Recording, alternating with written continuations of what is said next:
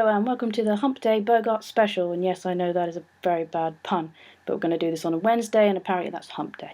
So, I'm doing this because I've started something on Twitter and Instagram called Daily Bogie, and I basically post up a picture of Bogie every day with that hashtag, along with the other hashtag, which is Bogart's Eyes, which is the name of the album.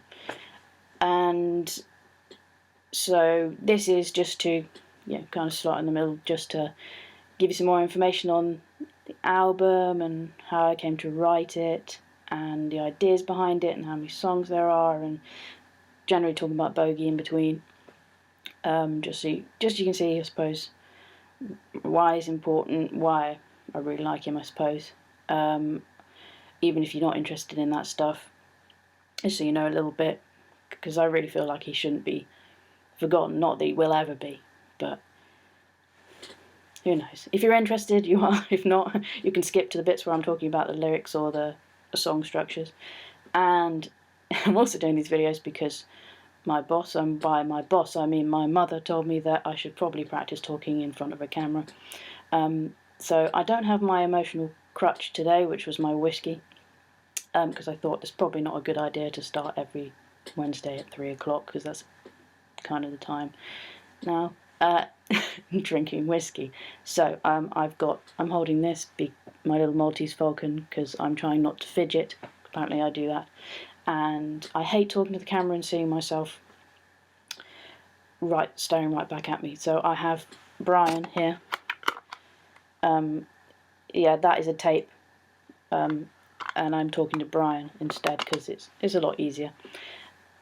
And also, I've decided, if you like drinking games, here's a drinking game. Every time I say you take a sip. Every time I either look over there or stare into the distance, you can take a sip. If I scratch an imaginary beard, drink the whole thing, down it, because I don't know why I scratched an imaginary beard. I definitely don't have one, I promise. So I'm just going to start off on this one because I'm going to do some other videos,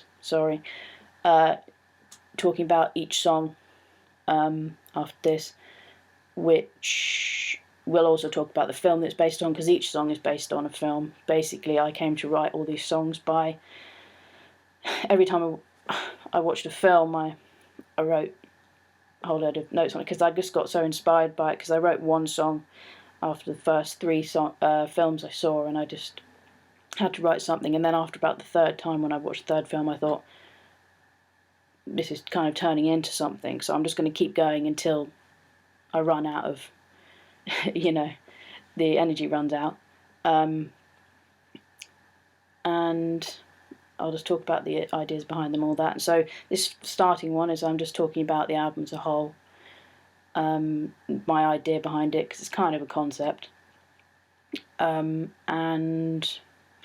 yeah, and you can see my little notebook, which I've written everything in, thanks to my Auntie Alison, who gave me this notebook quite a while ago for Christmas.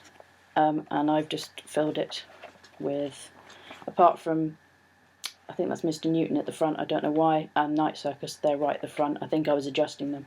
And then the rest of that is kind of Bogart's Eyes, with a load of little notes at the back, which my bosses from all the jobs I've had won't like to know, because half of them are on the back of receipts, till receipts, because I was trying to hone all these songs. I really wanted to be harsh on myself and rewrite everything and get every single word and chord and note perfect, so I was completely happy with them, that I wasn't gonna just let anything go, because I just wanted to be perfect. So I've got a load of random little bits of paper that I had stuck in my back pocket, and I will hide that because that says Paper Chase.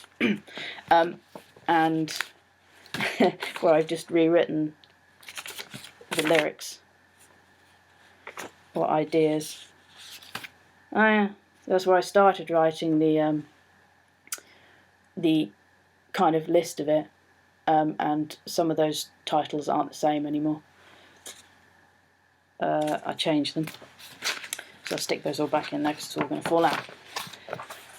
But yeah, my little notebook is very handy. It's basically, that's not all songs, it's basically, I wrote them but I'd watched the film 2 or 3 times just because I was obsessed with them. And then on the third or fourth time, I'd sit down with this notebook and write down every little thing that stuck out in the film that I really enjoyed, or just really stuck out to me, even if it was a moment or a word or a quote. So like, what have I got here? Which one's this for? Oh, that's the first one. I'm trying to find In a Lonely Place. I'm going to put that because I've got quotes from the film. I had to write down all the quotes from it, and just in my very scribbly handwriting, which half of you probably can't work out.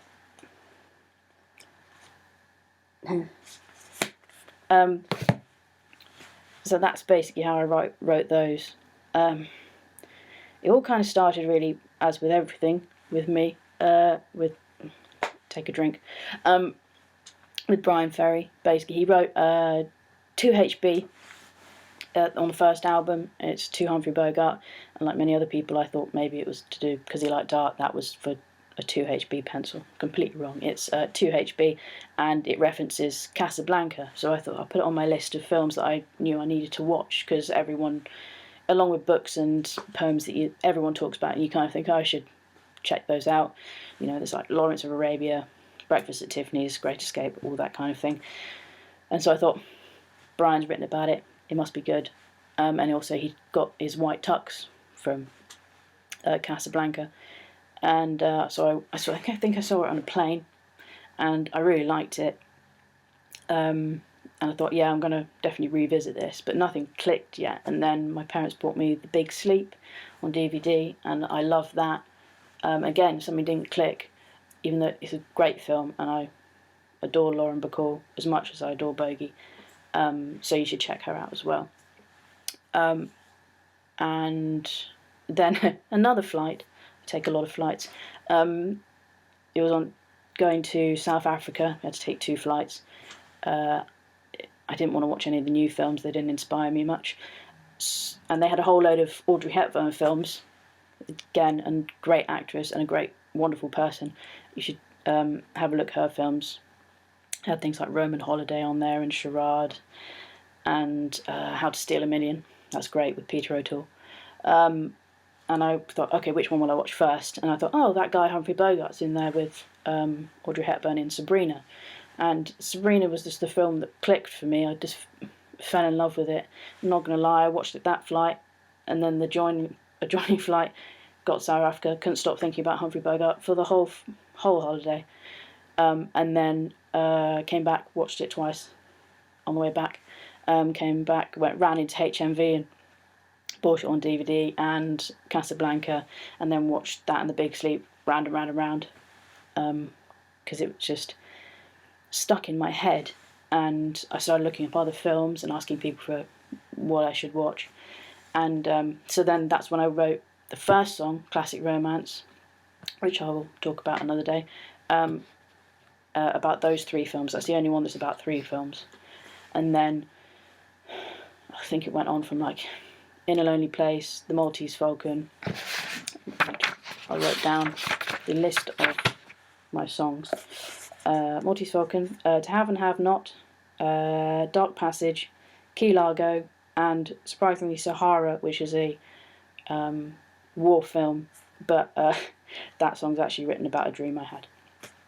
Not really got much to do with the film apart from that Bogie's character's in it. But it was a really lovely dream. You have those occasionally. So I kind of wrote those all in about the space of, I don't know, really quickly for me, which was over about, it's probably less than a year, maybe it was about 8 months, I can't remember. Normally I write 2 songs a year that I'm happy with, really happy with, actually turning into something, and this one was, I just kind of just got into a roll with it and wrote about 9.